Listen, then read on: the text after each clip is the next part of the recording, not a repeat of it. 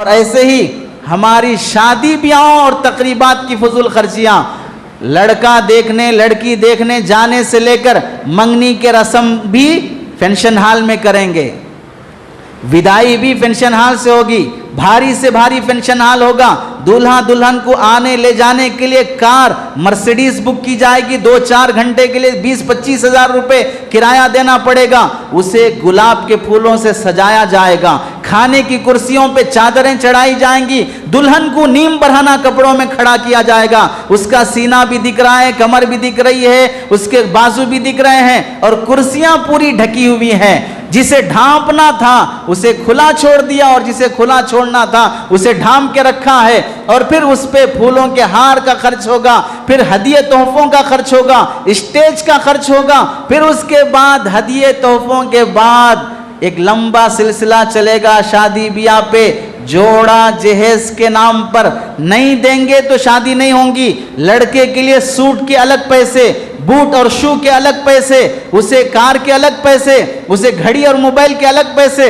गाड़ी के अलग पैसे, फिर उसे जहेज के नाम पर अलग सामान देना पड़ेगा। यूं लगता है कि शादी नहीं हो रही है, मार्केट में एक बाप अपने बेटे का सौदा कर रहा है और लड़की वाले एक लड़के को खरीद के ला रहे हैं। गोया जिस तरह बकरीद में बकरे को खरीद के लाते हैं, वैसा हमारा दामाद भी एक बकरा है जिसे खरीद के लाया जा रहा है और इससे कई बेटियों का घर उजड़ जाए। तकरीबात और शादी ब्याह की महंगाई पर कितने डिश होना चाहिए, कितने चावल डालने चाहिए, कितना गोश्त होना चाहिए, कितना मीठा, कितना ज़ाफ़रान, कितना तेल लगना चाहिए, ऑर्डर पे ऑर्डर, बाप का बाप पकाने वाला तब्बाख हुक्म कर देगा, ला देंगे लूटने वाले और फिर कभी वो खुद बोलेगा कि इतने ज़ाफ़रान की ज़रूरत नहीं, इतने तेल की ज़रूरत नहीं, फिर भी किसी और पागल का एडवाइस होगा कि नहीं, वो बोले इतना होना, बोल के हम दे रहे हैं आप पकाओ बस, हम दे रहे हैं आप पकाओ बस। इतना खाने पर पकाया जाएगा कि जहां 2 डिश काफ़ी हो सकते हैं वहां 8 से 6 डिश बनाए जाएंगे, बचा हुआ ऐसे ही छोड़ के जाएंगे या फिर फेंक दिया जाएगा। पैसा किसका खर्च हो रहा है? एक शादी में गरीब बच्ची की शादी हो सकती है, खाने के खर्च से 2 बच्चियों की शादियां हो सकती हैं, फंक्शन हॉल और गाड़ी और रसूमात के खर्च से 5 बच्चियों की शादियां हो सकती हैं। लेकिन हम नहीं करेंगे और हम बोलेंगे